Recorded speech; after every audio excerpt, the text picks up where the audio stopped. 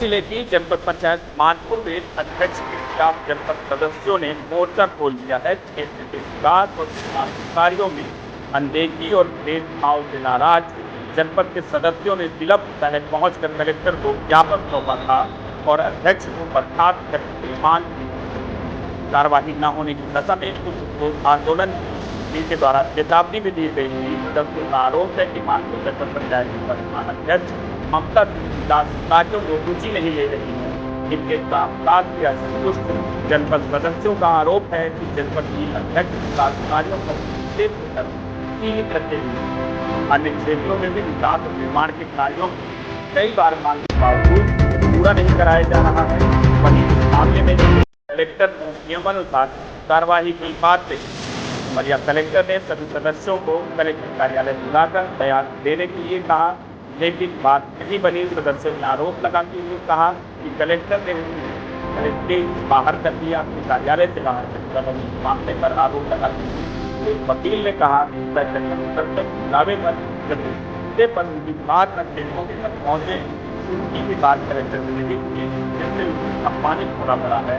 पूरे मामले में वकील साहब का क्या कहना है, वहाँ पर मौजूद है उनका क्या कहना है और मौजूद जनपद सदस्यों ने क्या कहा, ये आपको कि मैं आपको बताना चाहूँगा कि हमारे मानपुर जनपद पंचायत में हम 18 सदस्यों द्वारा दिनांक 28 जुलाई को सामूहिक रूप से आकर शपथ पत्र के साथ हमने ब्लॉक अध्यक्ष का अविश्वास प्रस्ताव का आवेदन माननीय कलेक्टर महोदय को दिया गया था, जिसमें कलेक्टर महोदय के द्वारा हमें एक सूचना जारी कर आज दिनांक को बुलवाया गया, जिसमें हम समस्त अपने साथियों के साथ माननीय कलेक्टर महोदय के यहाँ उपस्थित हुए और वहाँ पर हमको माननीय कलेक्टर महोदय द्वारा कहा गया कि ये आप न्यायालय में प्रस्तुत होना, अभी न्यायालय का समय नहीं हुआ है।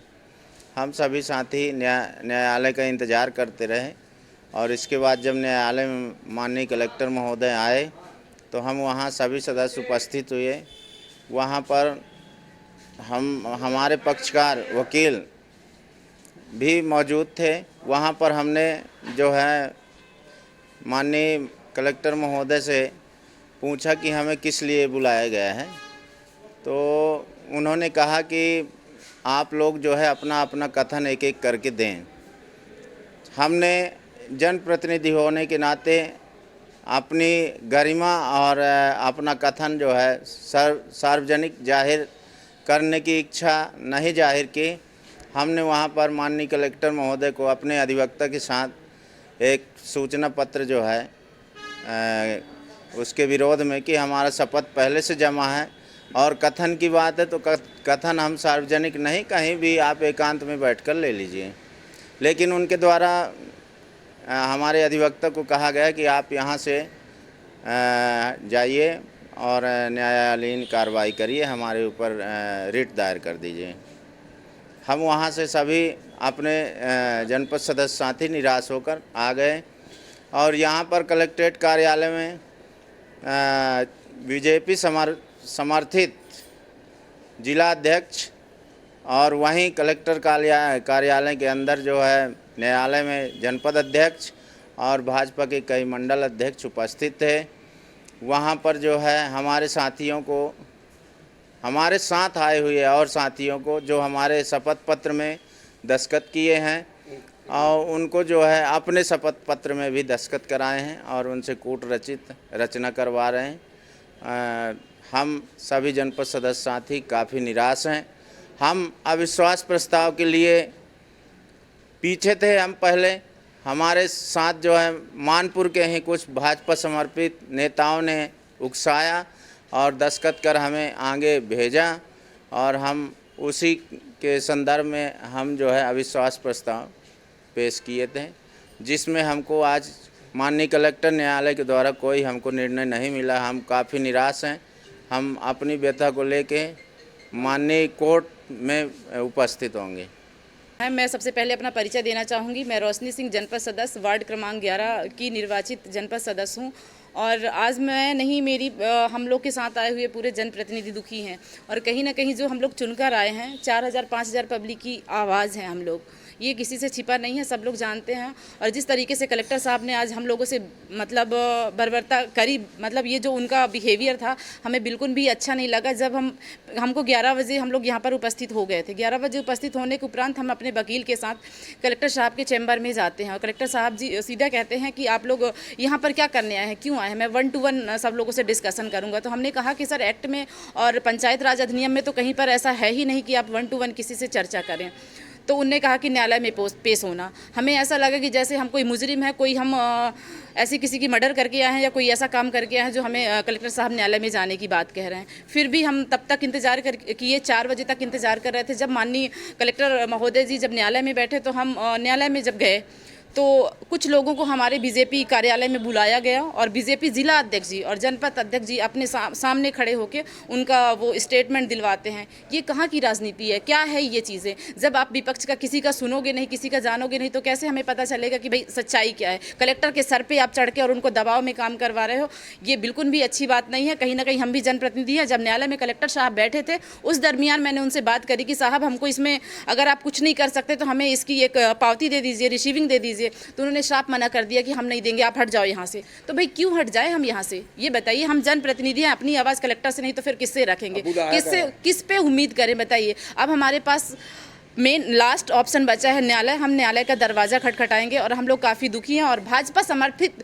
कुछ लोगों ने हमें बिटिया बहन का दर्जा देकर और हमें कहा कि बेटा आप लोग ये फैसला लीजिए। और हमें लगा कि सही है, काम तो सच में नहीं हो रहा है, तो हमें ऐसा फैसला लेना चाहिए जनता के हित में, कोई हमारा व्यक्तिगत स्वार्थ नहीं था।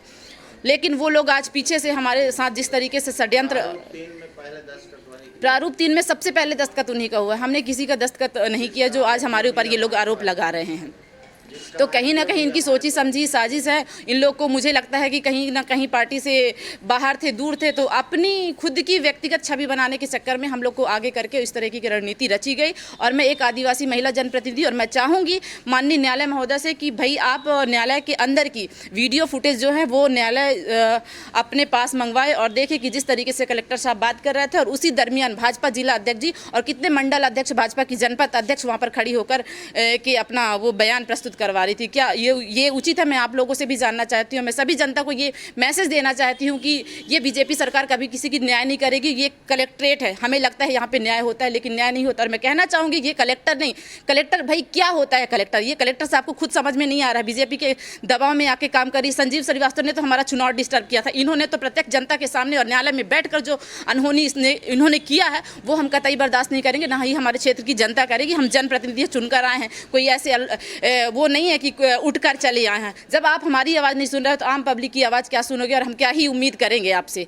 हम 10 से 4 बजे तक बैठे हैं, जनप्रतिनिधि है। कोई संविधान, कोई एक्ट में नहीं लिखा है कि आप जनप्रतिनिधि को बुलाकर, असंवैधानिक तरीके से बुलाकर इतनी टाइम तक इंतजार करवाओ। आप कलेक्टर हो, आप सबकी रक्षा करने वाले हो, कहाँ रक्षा कर रहे हो आप? तो और हमें जाल में फंसा रहे हो।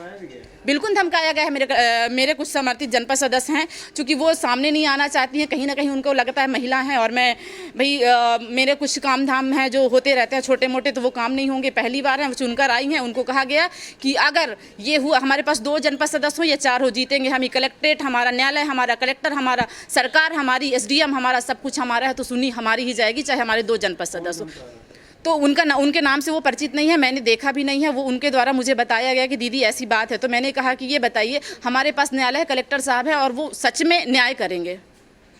ऐसा हम हुआ कि मानपुर जनपद अध्यक्ष के खिलाफ 28/7/2025 को करीबन 17 जनपद सदस्यों ने एक नो कॉन्फिडेंस मोशन का आवेदन प्रस्तुत किया था माननीय कलेक्टर साहब के समक्ष, जिसमें नियम ये है, पंचायत राज अधिनियम की धारा 28 ये कहती है कि 2.5 वर्ष पूरा होने के बाद कोई भी सरपंच के लिए या जनपद अध्यक्ष के लिए, जिला पंचायत अध्यक्ष के लिए नो कॉन्फिडेंस मोशन ला सकता है।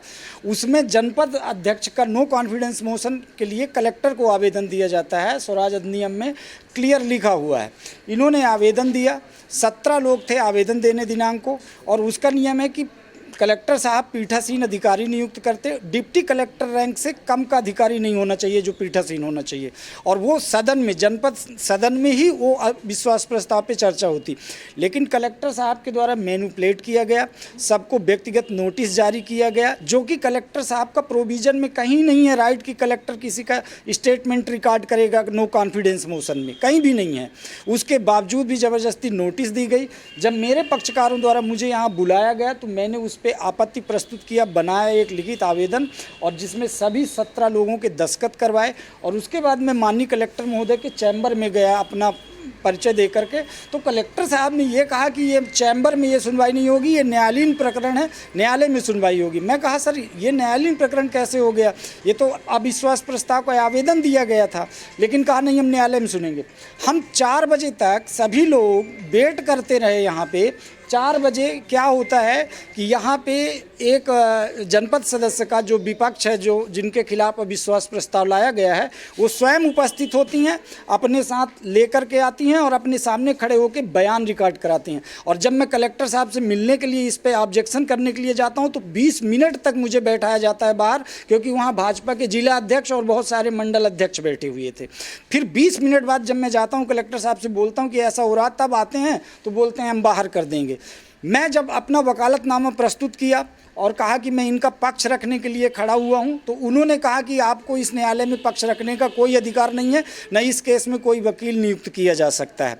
जबकि मैं बता दूं, हमारा एडवोकेट एक्ट जो है वो ये कहता है किसी भी व्यक्ति के लिए अगर वो सक्षम नहीं है अपनी बात रखने के लिए तो अपना अधिवक्ता नियुक्त कर सकता है। और मैं अपने एडवोकेट एक्ट्स के तहत पावर साइन करा के और पेश किया, जिसको कलेक्टर साहब ने नहीं लिया। मुझे अपमानित किया गया कि आप न्यायालय से बाहर हो जाइए। इसके लिए मैंने कलेक्टर साहब को एक आवेदन भी दिया है कि आपने एक वकील को किस तरह से अपने पक्षकार का पक्ष रखने से रोका गया, हमको कमज़ोर किया गया और दूसरे पक्ष को बढ़ावा दिया गया, ये किया गया है।